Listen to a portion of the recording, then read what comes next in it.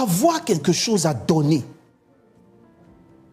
Avoir quelque chose à donner. Matthieu chapitre 25, si vous allez vers la finale, verset 30-31, on vous dit ceci, à celui qui en a, on en donnera davantage et il sera dans l'abondance. Mais à celui qui n'a pas, même le peu qu'il a, lui sera enlevé. C'est-à-dire que même quand tu penses que tu n'as pas, tu as quelque chose.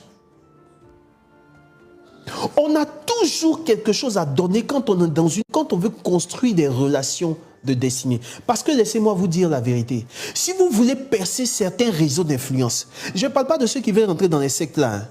Ça, c'est des gens qui n'ont pas une vision.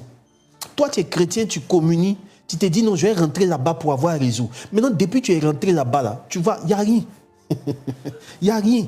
Ce que les autres font et puis ça marche là. Toi, tu fais et puis c'est des poteaux. Tu tapes, tu dételles les poteaux, tu avances dans les poteaux. Tu dois comprendre que tu n'es pas à ta place. Tu n'es pas à ta right place. Pourquoi?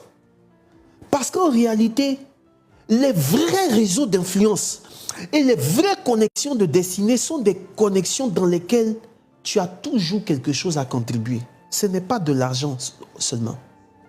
Ce n'est pas d'abord autre chose. Mais il doit avoir quelque chose. Il doit avoir une contribution.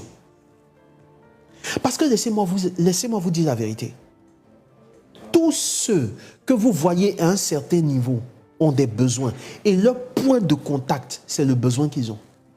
Pharaon peut bloquer son agenda journalier pour attendre Joseph. Mais s'il bloque son agenda pour attendre Joseph là, c'est pour que Joseph lui donne une information que d'autres personnes qu'il est en train de voir actuellement ne peuvent pas lui donner. Quelqu'un ne m'a pas dit amen. En fait, il ne comprend pas ce que je suis en train de dire. Je dis, Pharaon peut bloquer, malgré son agenda chargé, il peut bloquer sa journée. Il peut bloquer son agenda pour dire, allez chercher Joseph.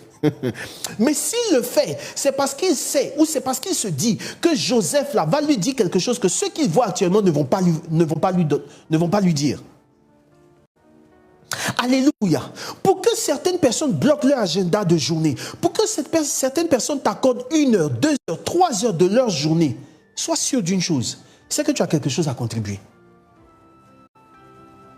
Pharaon avait un sérieux problème. Il avait fait un rêve, il ne connaissait pas l'interprétation.